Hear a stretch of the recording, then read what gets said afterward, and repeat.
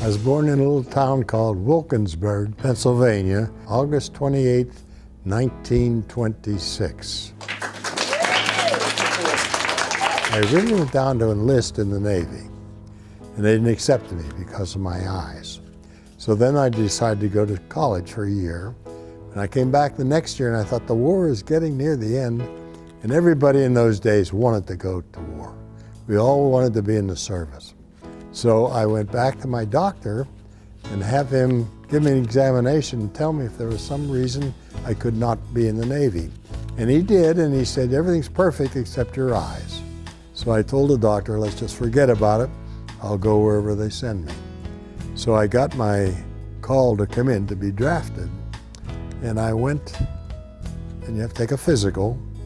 Took the physical, and then you line up in two lines which lead up to a desk with two soldiers sitting there, and as you came up your place in line, they would say, which branch of the service do you want, son?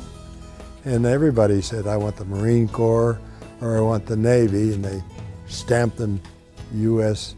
Army services. They were all sent to the Army. So I figured that's going to be me too. I got up and they asked me what I liked, and I said, I'd like to be in the Navy. And they picked up a stamp and stamped me U.S. Naval Services. So I was volunteered, but yet I was drafted into the Navy. Boot camp, of course, was at Great Lakes Naval Training Station. And I went from there to Farragut, Idaho for the Corps School, and then back to Great Lakes, where I spent the rest of the war, which was almost over when I got there.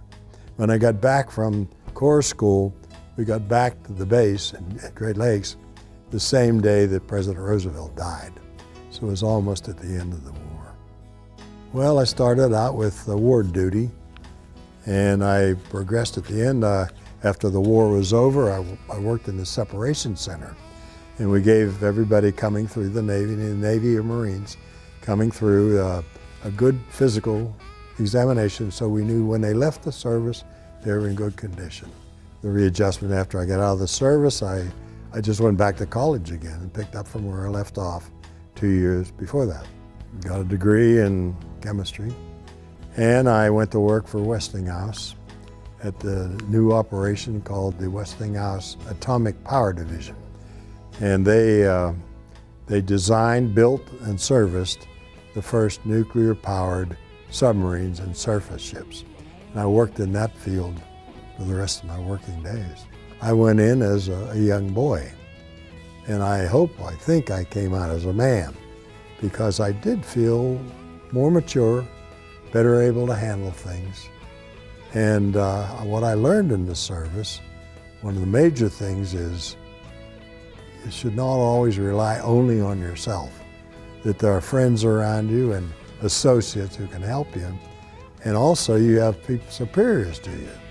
Then the Navy taught me clearly that you want to pay attention to those superiors because they are experienced and they know better than I do.